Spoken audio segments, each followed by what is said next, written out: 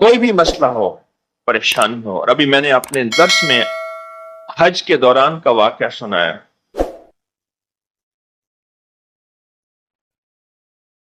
کہنے لگے کہ میں سن 2000 میں آپ سے ملنے آیا، بہت مسائل، مشکلات، پریشانیوں اور دکھوں میں تھا، آپ سے ملنے آیا اور میں نے آپ کو اپنے مسائل کے بارے میں عرض کیا، تو آپ نے فرمایا تھا کہ 2 رکعت نماز نفل پڑھ، جس کی سورت فاتحہ کے بعد 21 بار سورت اخلاص پڑھ، سورت فاتحہ اور سورت قل هو اللہ 21 بار پڑھ۔ اس طرح 2 رکعت نماز نفل پڑھ، اور اس کا ثواب حضور کے وسیلے سے، حضور صلی اللہ تعالی علیہ وسلم کے وسیلے سے سیدہ فاطمہ رضی اللہ تعالیٰ عنہ کی روح کو ہدیہ کر اور ان سے عرض کریں کہ اپنے والد صاحب کی خدمت میں، حضور کی بارگاہ میں میرا یہ مسئلہ، میری یہ الجھن، میری یہ مشکل، میری یہ تکلیف پیش کریں، آپ کی بارگاہ میں عرض کر دیں، یہ تکلیف پیش کریں، اور ان سے عرض کریں کہ اللہ کی بارگاہ میں میرا یہ مسئلہ منوا دیں۔ اس کی دلیل یہ ہے، جسے آپ غور سے سنیں اور سمجھیں گے، کہ صحابہ کرام رضوان اللہ تعالی علیہم اجمعین کو جب کوئی مسئلہ پیش آتا تھا، جب کوئی مشکل پیش آتی تھی، اور جب کوئی تکلیف پیش آتی تھی، تو صحابہ کرام فوراً سیدہ فاطمہ کی بارگاہ میں پیغام بھیجتے تھے،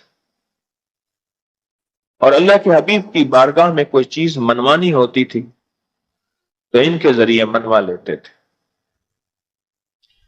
اور یہ یاد رکھنا، آج صدیوں کے بعد از وصال بھی کوئی چیز اللہ کے خزانوں سے منوانی ہے تو یہ نسخہ لاجواب ہے اور آزمودہ ہے، یہ نسخہ لاجواب ہے، آزمودہ ہے۔ مجھے ایک صاحب کہنے لگے کوئی ایسا عمل بتائیں، کوئی ایسا عمل بتائیں کہ میں چاہتا ہوں میری 7 نسلوں میں رزق ختم نہ ہو، جو مہنگائی اور حالات اور پریشانیاں میں دیکھ رہا ہوں، کوئی ہے عمل؟ میں کہا بالکل ہے، اور میں نے اس سے کہا کہ یہ میرے پردادا کے پردادا کا عمل ہے، ان کا یہ عمل ہے، میرے پردادا کے پردادا کا عمل، جو ہماری خاندانی یادداشتوں میں یہ لکھا ہوا ہے، اور فرمایا اگر یہ کوئی بندہ کر لے اللہ نسلوں کا رزق اللہ سے منوا لے۔ اور میں نے اس سے کہا خیال کرنا، رزق کے روحانی ساتھ منوانا، رزق کے روحانی ساتھ منوانا، ورنہ دولت، مال، چیزیں مل جائے گی، جس کے بارے میں کہا جاتا ہے کہ بعض بندے ایسے ہوتے ہیں اللہ پاک ان سے لقمے نہیں چھینتا، سجدے چھین لیتا ہے، اللہ ان سے لقمے نہیں چھینتا۔ کیوں؟ رزق جسمانی دوسرے لفظوں میں مل رہا ہے، اور رزق روحانی اللہ چھین لیتا ہے۔ یہ جو آج آپ بیٹھے ہیں تسبیح خانے میں اور میں بیٹھا ہوں، یہ ہم روحانی دسترخوان پہ بیٹھے ہیں، یہ بہت بڑا دسترخوان لگا ہوا ہے، یہ دسترخوان ہے۔ سنا ہے در یار پہ بڑی دھوم ہے، سنا ہے در یار پہ بڑی دھوم ہے، وہاں عاشقوں کا ہجوم ہے۔ یہ روحانی دسترخوان ہے، میں بھی خود محتاج ہوں، یہ روحانی دسترخوان ہے۔ تو میں نے اس سے عرض کیا کہ ایک دسترخوان نہیں مانگنا، دونوں مانگنا، رزق روحانی بھی، رزق جسمانی تو اس کو بھی ملتا ہے جس کو کلمہ نصیب نہیں ہوا، رزق جسمانی تو اس کو ہی ملتا ہے جس کو کملی والی کی غلامی نصیب نہیں ہوئی، رزق جسمانی تو اس کو ہی ملتا ہے جس کے ماتھے پہ شقاوت لکھی ہے، رزق جسمانی تو اس کو ملتا ہے جو اللہ کا نافرمان ہے، رزق جسمانی تو اس کو ملتا ہے جو اللہ کے وجود کا انکار کرتا ہے، رزق جسمانی تو اس کو ہی ملتا ہے جو آخرت اور قبر کا انکار کرتا ہے، رزق جسمانی تو اس کو ملتا ہے جو جنات اور برزخ کا انکار کرتا ہے، رزق جسمانی تو اس کو ملتا ہے جو خود کملی والی کی نبوت کا انکار کرتا ہے، وہ تو بے بہا لوگ ہیں، ان کو ملتا ہے۔ پر تجھے بھی صرف رزق جسمانی ملا اور اللہ سے یہ منوا لیا، نہ یہ نہ منوانا، اللہ سے کہنا ہے اللہ رزق روحانی بھی دے اور رزق جسمانی بھی دے، 2 رزق کٹھے عطا فرما۔ کون سا رزق؟ اور اس کے جسمانی بھی دے. کہیں ایسا نہ ہو کہ میری نسلوں میں صرف مال دولت اور چیزیں ہوں اور تیرا نام اور تیرے حبیب کا نام نہ ہو, تیرا نام اور تیرے کملی والے کا نام نہ ہو, تیرا نام اور تیرے دوستوں کا نام نہ ہو, تیرا نام اور تیری آل و اصحاب کا نام نہ ہو. کہیں ایسا نہ ہو میں محروم ہو جاؤں. مجھے آل اور محمد اور آل محمد اور اصحاب محمد کی نسبتیں یہ بھی ساتھ عطا کیے رکھ. تو میں نے اس سے کہا کہ 2 چیزیں مانگنا. اچھا, قدرت کا نظام ہے, تو دیوانے بھی ہوتے ہیں, یقین والے ہوتے ہیں. آپ جیسے آپ مخلص بیٹھے ہیں, اور پوری دنیا میں ہمارے ساتھ اس وقت مخلص بیٹھے ہیں جو ہماری آج کی محفل میں شریک ہیں, ہوتے ہیں دیوانے. مجھ سے کہنے لگا ایک وقت ایک جگہ ہو بہت بہتر. میں نے اس سے کہا, میں نے کہا پھر بھی اگر ایک وقت ایک جگہ میسر نہ بھی ہو تو اگر عمل کسی وقت چوک جائے, عمل کی جگہ چوک جائے, عمل کا وقت چوک جائے, مجبوری میں نہ ہو تو بہتر ہے, پر توجہ نہ چوکے, دھیان نہ جائے, استحضار نہ جائے, یقین نہ جائے, اور سچا یقین ہو کہ میرا اللہ خود کہتا ہے یہ مانگنا بھی تو اسی نے دیا ہے نا. جب اس کریم نے مانگنا ہی خود دیا ہے تو عطا بھی خود کرے گا. نہیں خوف نارے جہیم کا کہ کرم ہے مجھ پہ کریم کا, وہ خود عطا کرے گا مجھے.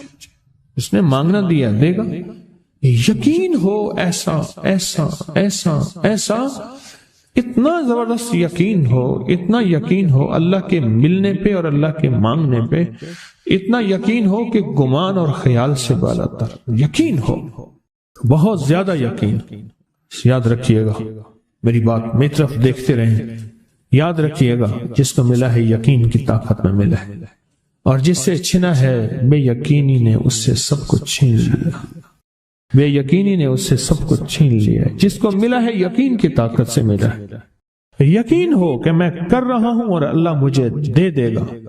کہا کہ کیسا یقین ہو, کہا جیسے بکری کے تھن دودھ سے بھرے ہوئے اور میں کہوں کہ میرے ہاتھ سے دباؤں گا اور دودھ نکلے گا, اس سے زیادہ یقین.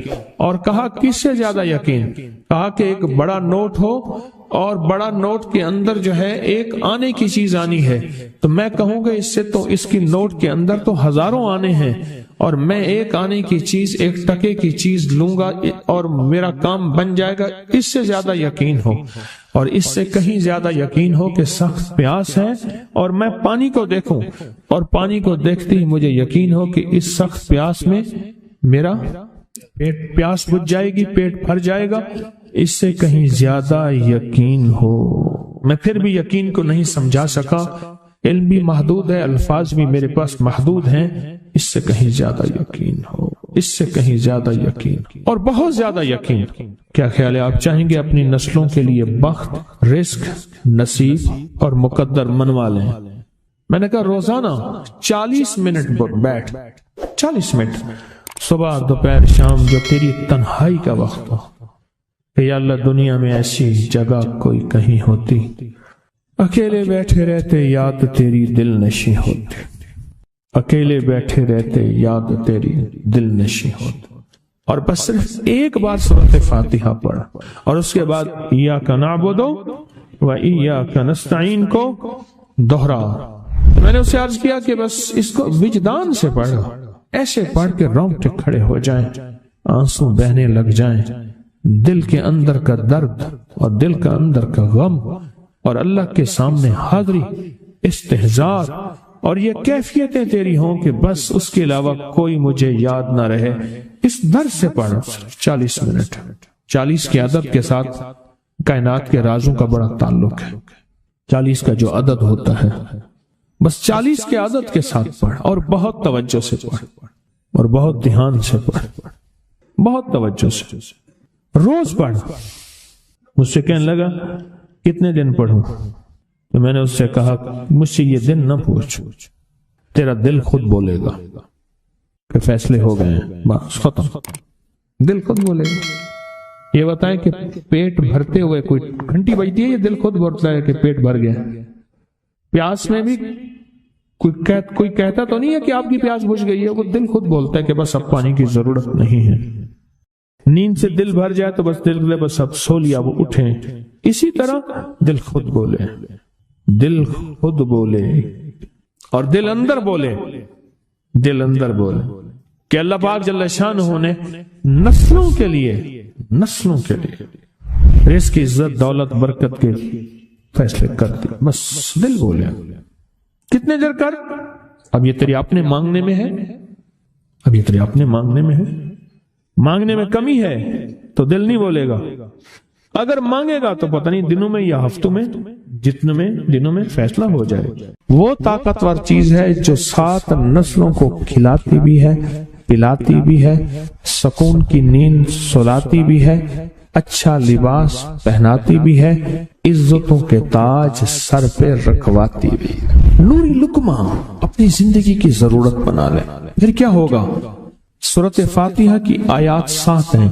اللہ 7 آسمان اور 7 زمین کی جتنی بھی برکات ہیں، برکات من السماوات والارض، اللہ 7 آسمان اور 7 زمین کی ساری برکات اس کو عطا کر دے گا، اور لوگوں کو پتہ ہی نہیں ہوگا کہ یہ بندہ کتنا مالدار ہے. روحانیت کی طاقت اور روحانیت میں کتنا آگے ہے کوئی پہچان بھی نہیں سکے گا کہ روحانیت میں یہ بندہ کتنا آگے ہے اور کتنا آگے سے آگے بڑھ گیا ہے، کسی کو علم بھی نہیں ہوگا. نوری لقمہ اپنی زندگی کی مجبوری بنا لے اور نوری لقمہ اپنی زندگی کی ضرورت بنا لے. پھر دیکھیں کمالات. کیوں؟ فرمائے جو سارے قرآن میں ہے، جو سارے قرآن میں ہے، آنکھیں کھل جائیں. یہ سورۃ فاتحہ نماز کھانے کے دوران پڑھنے والا یہ اہل نظر میں ہے، اس کی نظر وسیع ہو جاتی. یہ اہل کشف ہوتے ہیں، ان کی دل کی آنکھیں کھل جاتی ہیں، یہ فرشتوں کو دیکھتے ہیں، یہ انسانوں کے دلوں میں جھانک لیتے ہیں، یہ کائنات کے راز پڑھ لیتے ہیں. کہ اللہ پاک ان کے سامنے جنات آنکھوں سے دکھاتا ہے، حتیٰ کہ یہاں تک کہ اللہ قبر کے راز بھی ان کے اوپر کھول دیتے. نوری لقمے کا اثر یہ ہے دل کی آنکھیں کھل جاتی ہیں. یہ نور لقمے کی تاثیر ہے. چہرے کی آنکھیں تو سب کے پاس ہیں، دل کی آنکھیں سب کے پاس نہیں. چہرے کی آنکھیں سب کے پاس ہیں، دل کی آنکھیں سب کے پاس نہیں. نوری لقمے کی یہ تاثیر ہے کہ دل کی آنکھیں کھل جاتی ہیں اور دل کی دنیا آباد اور دل کی دنیا شاد اور دل کا وہ بندہ بامراد بن جاتا ہے جو نوری لقمے اپنی زندگی میں شامل کرتا ہے. اور نوری لقمے سورۃ فاتحہ اور کتنی بار؟ اچھا، یہ سورۃ فاتحہ بیماریوں کا علاج. صحابہ کرام فرماتے ہم جا رہے تھے، کوئی ایک سردار تھا، اس کو بچھو نے کاٹ لیا اور اس کو چیخ رہا تھا بیچارہ. فرمایا سانپ کا کاٹا سوئے، بچھو کا کاٹا روئے. میرے پاس ایک سانپ کا کاٹا آیا تھا، غنودگی میں تھا، وہ بہت غنودگی میں سے سوتا تھا، اور میں نے کہا اس کو سونے نہ دے. خیال نہ کیا انہوں نے، ادھر سے ہٹا تو بندہ ختم ہو گیا. سانپ کا کاٹا. ہمارے ایک والد صاحب رحمۃ اللہ علیہ کے تھے ملک عبد الرحمن ڈوڈی، تو لائے تھے، تو کہنے لگے اس بچھو کے کاٹے کا علاج. صحابہ کرام نے 7 بار سورۃ فاتحہ پڑھ کے اس پہ دم کر اور وہ ٹھیک ہو گیا. اور میں جب سورۃ فاتحہ عرشوں سے زمین پہ آئی، نازل ہوئی، ایک گونج اٹھی، ایک آواز آئی، اور میں اللہ سے آج وہ چیز زمانے پہ زمین پہ نازل کی ہے جو اس سے پہلے کبھی آئی نہیں تھی اور جو اس کے بعد کبھی آئے گی نہیں. اس سے پہلے کبھی آئی نہیں تھی، اس کے بعد کبھی آئے گی. اور جب سورۃ فاتحہ نازل ہوئی، شیطان رویا، پیٹا، اپنا سر پہ راکھ ڈالی اور اتنا شور کیا کہ کاش کہ یہ سورۃ فاتحہ آئی ہے، اور اگر آئی ہے تو واپس چلی جائے، اگر واپس نہیں گئی تو کسی کی زبان پہ نہ جائے، یعنی کوئی اس کو پڑھ نہ سکے، اگر پڑھے تو اس کا یقین نہ ملے. یقین سے پڑھنے والے کی دنیا بھی، آخرت بھی، رزق بھی، عزت بھی، صحت بھی، تونگری بھی، بادشاہت بھی، خوشیاں خوشحالیاں بھی یقین سے پڑھنے والے کو ملتی ہیں. اور اس لیے آج بھی شیطان سورت فاتحہ سے لرزتا ہے کہ سورت فاتحہ پڑھنے سے جنات اور شیاطین ایسے دور ہوتے ہیں، ایسے کہ میلوں دور چلے جاتے ہیں اور اس بندے سے خوف زدہ ہوتے ہیں جو سورت فاتحہ پڑھتا ہے۔ کھانے کے دوران اس کی حکمت کیا ہے؟ انسان کھانے کے دوران مشغول ہوتا ہے، کھانے کی لذتوں میں کھویا ہوا ہوتا ہے، اور اگر بھوک بہت زیادہ ہو تو پھر تو ہوش نہیں ہوتا، پھر ہوش ہی نہیں ہوتا اگر بھوک بہت زیادہ ہو۔ اب اسی دوران جس طرح سنے غور سے، بڑی میں عجیب بات بتا رہا ہوں، حضرت امام جعفر صادق سلام اللہ رضوان اللہ تعالی علیہ مجمعین اللہ کے ولی تھے، ولایت کے تاجدار تھے، سرداروں کے سردار تھے، اولیاء کے سردار تھے۔ میں بازار میں جاتے تھے، جا کے پھر واپس آ جاتے تھے، پھر جاتے کچھ نہیں خریدتے تھے۔ کسی نے پوچھا اب کیوں جاتے ہیں؟ فرمایا 2 وعدے لینے، کیا میں جا کے بازار میں ہر بندے کو سلام کرتا ہوں، وہ سلام کا جواب دیتے ہیں، اور کیا پتا کسی کے سلام کا جواب ایسا ہو جو اللہ کے ہاں مقبول بھی ہو، محبوب بھی ہو۔ اور پھر فرمایا بازار میں جاتا ہوں اور جا کے بازار میں جاتا ہوں اور جا کے بازار کی دعا پڑھتا ہوں۔ فرمایا جو چوتھا کلمہ گھر میں پڑھے گا اس کو 10 نیکیاں ملیں گی، اور جو بازار میں پڑھے گا کتنے نیکیاں ملیں گی؟ 10 لاکھ نیکیاں ملیں گی۔ فرمایا میں 10 لاکھ نیکیاں کمانے کے لیے جاتا ہوں۔ آل رسول کی محبتیں، عبادتوں کا حرص دیکھیں، ہمیں مال کا حرص، انہیں اعمال کا حرص۔ وہی دعا، وہی چوتھا کلمہ گھر میں پڑھیں 10 نیکی ہیں، بازار میں پڑھیں کیونکہ وہ ہر بندہ مشغول ہے، دنیا میں، مال میں، چیزوں میں، بھاؤ تاؤ میں لگا ہوا ہے، وہی بازار میں پڑھیں تو 10 لاکھ نیکیاں۔ اسی طرح کھانے کے دوران جب لذت ہے، کھانے کے دوران ذائقہ ہے، اور کھانے کے دوران لذت اور ذائقے میں اگر کوئی بندہ سورت فاتحہ پڑھ لے تو اللہ کہتا ہے تو ان لذتوں میں مجھے نہ بھولا، ان کھانے کی چیزوں میں مجھے نہ بھولا، ان ساری کیفیتوں میں مجھے نہ بھولا۔ اللہ خوش ہوتا ہے، اور پھر اللہ جل شانہ اسے 7 آسمان اور 7 زمین کی برکتیں حوالے کر دیتا ہے، اور جس کے پاس 7 آسمان 7 زمین کی برکتیں ہوں، یہ ساری عبادتیں کھانے کے دوران کوئی معنی نہیں رکھتی، پھر ایسی سمیٹ کے اللہ کائنات کو اسے دے دیتا ہے۔ نوری لقمے کی تلاش کریں، نوری لقمہ زندگی میں لے آئیں، بڑی خوشحال زندگی گزرے گی، بہت لاجواب زندگی گزرے گی۔